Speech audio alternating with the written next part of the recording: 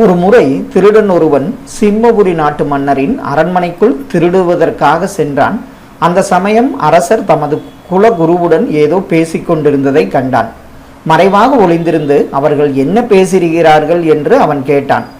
அரசன் குலகுருவை பார்த்து, குருவே, நீண்ட நாட்களாக எனது மகளுக்கு திருமணமாகாமல் இருப்பது எனக்கு மிகுந்த மனவேதனை தருகிறது என்றான். உடனே குலகுரு அரசனை பார்த்து, அரசே, கவலைப்படாதே. பொழுது விடிந்ததும் நம் ஊரின் எல்லையில் உள்ள நதிக்கரைக்கு உன் காவலர்களை அனுப்பு. அங்கு பல துறவிகள் தவம் செய்து வருகிறார்கள். அவர்கள் பாவம் ஏதும் செய்யாத மிகவும் நல்லவர்கள்.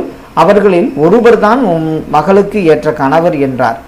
மறைவில் இருந்து இதை கேட்டுக்கொண்டிருந்த திருடனுக்கு ஓர் எண்ணம் தோன்றியது. நாம் போய் நதிக்கரையில் துறவி போல் அமர்ந்து கொண்டால் காவலர்கள் நம்மை அரசனிடம் அழைத்துச் செல்வார்கள். அரசனும் தன் குலகுரு சொன்னபடியே அவருடைய மகளை எனக்கு திருமணம் செய்து கொடுத்து விடுவார். நான் அரசனின் மாப்பிள்ளை ஆகிவிடுவேன். பிறகு இந்த திருட்டு தொழிலை விட்டு விடுவேன் என்று நினைத்து துறவி போல் வேடமணிந்து கொண்டு உண்மையான துறவிகளுடன் சேர்ந்து தியானம் செய்வது போல் அமர்ந்திருந்தான். பொழுது விடிந்ததும் தன் குலகுரு சொன்னபடியே அரசன் சில காவலர்களை நதிக்கரைக்கு அனுப்பி அங்குள்ள துறவிகளுள் ஒருவரை தம் மகளை திருமணம் செய்து கொள்ள வருமாறு கூறி அழைத்து வரச் சொன்னார். காவலர்களும் அரசனின் ஆணைப்படி நதிக்கரைக்கு சென்று அங்கிருந்த துறவிகளிடம் அரசர் தம் மகளை மணந்து கொள்ள அழைத்து வருமாறு கூறியதாக ஒவ்வொருவரிடம் கூறினார்கள்.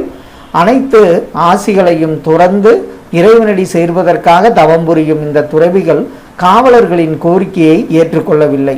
காவலர்கள் இறுதியில் துறவி வேடம் அணிந்திருந்த திருடனிடம் வந்து, சுவாமி, நீங்கள்தான் அருள் புரிய வேண்டும். எங்கள் அரசர் தமது மகளை இங்கிருக்கும் துறவிகளுள் ஒருவருக்கு திருமணம் செய்து கொடுக்க முடிவெடுத்துள்ளார். நாங்கள் இங்கிருக்கும் துறவிகள் அனைவரிடமும் கேட்டுவிட்டோம்.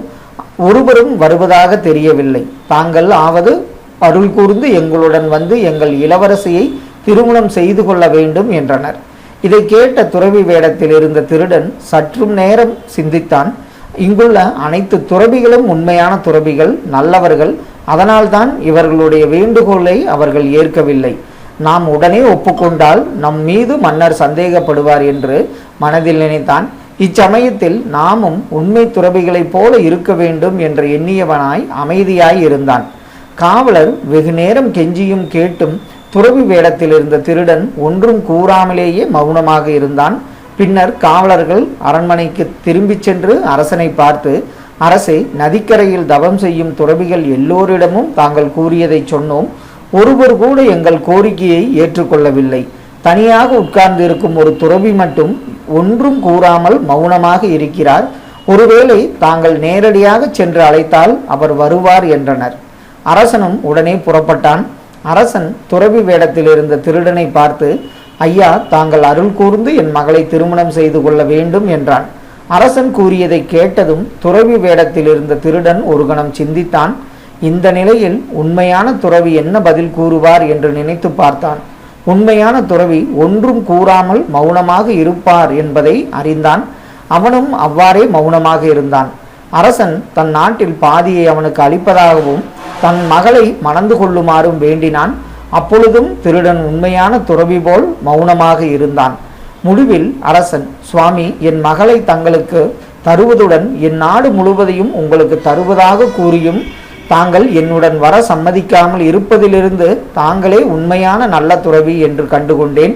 தங்களை போன்ற ஒருவரை நான் இல்லற வாழ்க்கைக்கு அழைத்ததே பெரும்பாவம் என கூறியபடி துறவி வேடத்தில் இருந்த திருடனிடம் காலில் விழுந்து வணங்கினான்.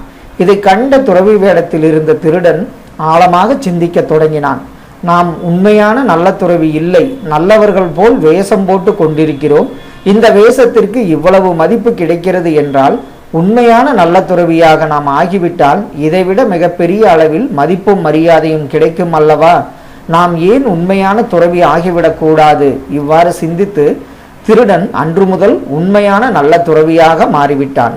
நாமும் நல்லவர்களோடு இருந்தால் நல்லவர்களாக மாறிவிடுவோம்.